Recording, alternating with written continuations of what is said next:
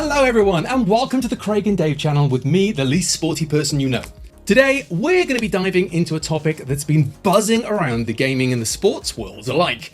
Esports at the Olympics. Yes, you heard me right. Competitive gaming is gearing up to share the stage with traditional sports and the grandest sporting event on the planet. Excited?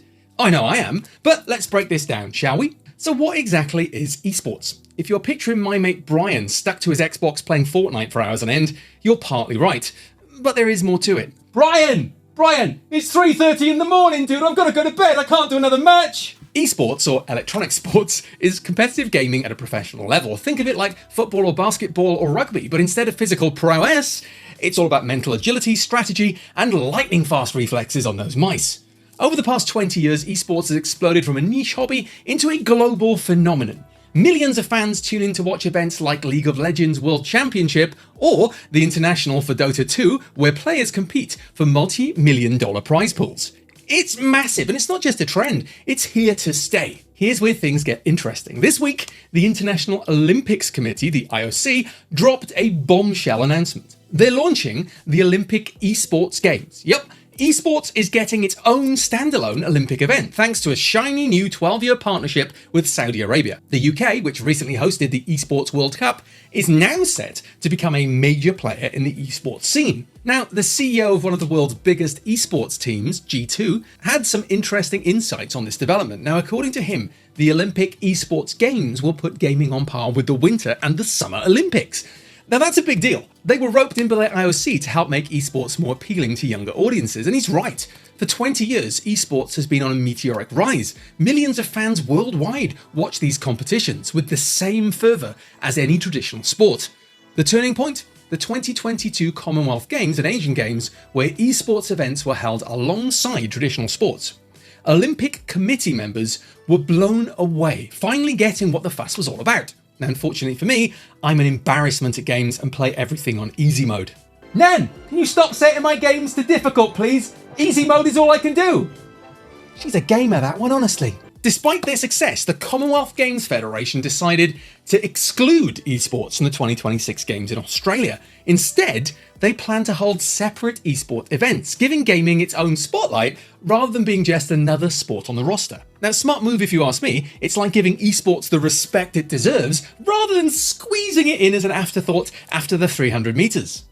Now, let's talk games. What kind of games are we looking at for the Olympic Esports Games? Well, the final list isn't out yet. We can expect to see titles like Rocket League, League of Legends, EAFC and Street Fighter, but here's the kicker, well, first-person shooters like Call of Duty and Counter-Strike 2 make the cut. These games have massive followings and huge tournament scenes, but their inclusion is still up in the air. Why? Well, because the IOC wants to maintain the Olympic values, and let's face it, games centred around shooting your nan in the face might be a tough sell initially. But who knows? Balancing tradition with modernity is a challenge, but it's totally possible in the future that we live in. Nan! Stop sniping me! Stop it! Now, one exciting twist in the tale is the prospect of players competing under their national flags. Imagine the thrill of seeing a British team go head-to-head with a Korean team, or star players from rival teams joining forces to represent their country. At the 2022 Asia Games, we saw League of Legends legends, like Faker from South Korea, team up with other top-tier players. The idea of national prides adds a whole new layer of excitement to the competition. But it's not all sunshine and rainbows. That could be my catchphrase. The esports industry has long been criticised for its lack of female representation. Out of 22 events at the Esports World Cup, only one was specifically for women. The rest were open to all, but predominantly featured male pros. The industry admits that it's failed female gamers, not giving them enough opportunities to shine at the top levels, but they're committed to making the Olympics Esports Games different. The goal? Equal participation from the get-go. This could be a game changer, not just for the Olympics, but for the entire esports industry. Now, wrapping this up, the inclusion of esports in the Olympics is a monumental step forward. It recognises the legitimacy and popularity of competitive gaming. To summarise, the International Olympic Committee has announced that the Olympic Esports Games are happening, partnering with Saudi Arabia for a standalone event to elevate esports to the same level as the Winter and Summer Olympics. The CEO of G2 Esports sees this as a huge opportunity for competitive gaming to reach new audiences and aims for equal participation of male and female gamers. Key games might include Rocket League, League of Legends, EAFC, and Street Fighter, though the inclusion of first-person shooters like Call of Duty remains uncertain, as does 1989's Tetris, my favourite.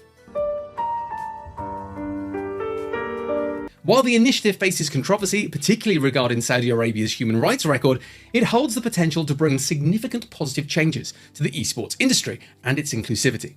Drop your thoughts in the comments below. And, as always, don't forget to like, comment and subscribe and hit that notification bell so you don't miss out on more tech and gaming insights from me, the baldest person you know. Thanks for watching, and we'll catch you in the next video.